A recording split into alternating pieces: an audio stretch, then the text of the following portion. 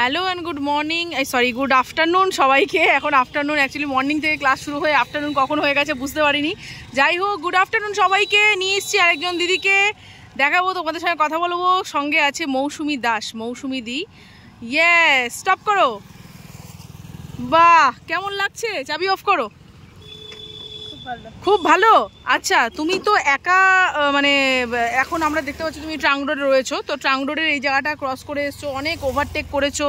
আজকেই প্রথম তুমি গেছো, মানে ফার্স্ট তোমাকে এত বড় লেনে একা ছেড়েছি, তো কাজটা উঠিয়ে দাও।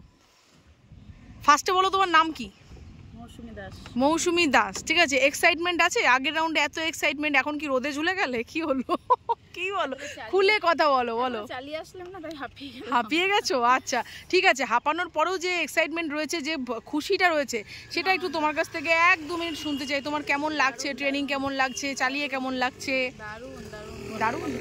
আচ্ছা, বলার মতো নেই, ভাষা নেই। আচ্ছা, কি ভেবেছিলে প্রথমে? কি মনে হয়েছিল একদম স্কুটি শেখার প্রথমে স্টার্টিংয়ে? আমি ভাবতে পারিনি আমি চালাতে পারবো। ভাবতে পারোনি চালাতে পারবে? আজকে কি ভাবনাটা সত্যি হয়েছে?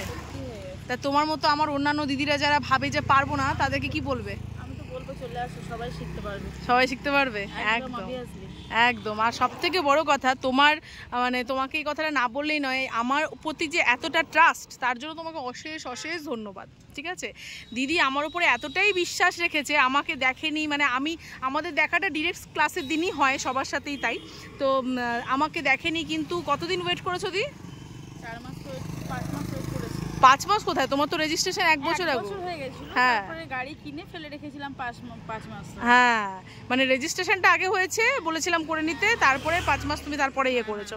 তো বলা যায় 1টা বছর ধরে দিদি কিন্তু আমার উপরে সেই ফেথ রেখেছিল, চাইলে শিখে নিতে পারতো অন্য জায়গায়, কিন্তু না, আমি রনিতার কাছেই শিখবো, ঠিক এরকম একটা ব্যাপার ছিল। সত্যি তোমার এই যে বিশ্বাস আমার প্রতি ছিল, তার জন্য প্রথম থেকেই থ্যাঙ্কফুল। এবং আমার অন্যান্য আরও যারা দিদিরা ঠিক এরকমভাবে আমার উপর ভরসা রাখে, আমি কি সেইটার যোগ্যতা প্রমাণ করতে পারলাম? Thank you, thank you. তুমি খুব ভালো চালাচ্ছ, নিয়ম কানুন সব কিছু দেখে। তোমার আর বেশি দিন ক্লাস নেই, দুর্গাপুর একদম আরেকজন লেডি রাইডারকে পেতে চলেছো, যে প্লেজার চালাচ্ছে।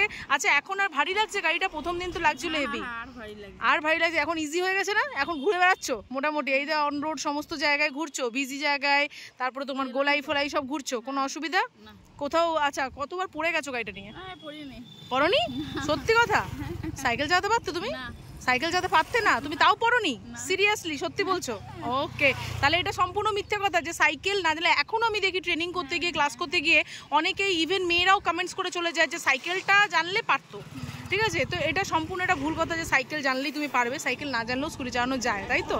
এবং না পড়ে উইদাউট এনি অ্যাক্সিডেন্ট শেখা যায়। ওকে, তাহলে এই কথাটা সত্যি তো? একদম। চল, তো আর কিছু বলবো, ঠিক আছে? আমাদের এখন ক্লাস চলছে। মৌসুমি দেখতেই পাইছি নেই দুর্গাপুর, বা সেখানে আরেকজন লেডি আসতে চলেছে। এবং এই দিদির মতো তোমরা যারা মানে যাদের এটা মনে হচ্ছে, তারা কিন্তু বেশি দেরি করো না, স্টার্ট করে দাও। স্টার্ট করে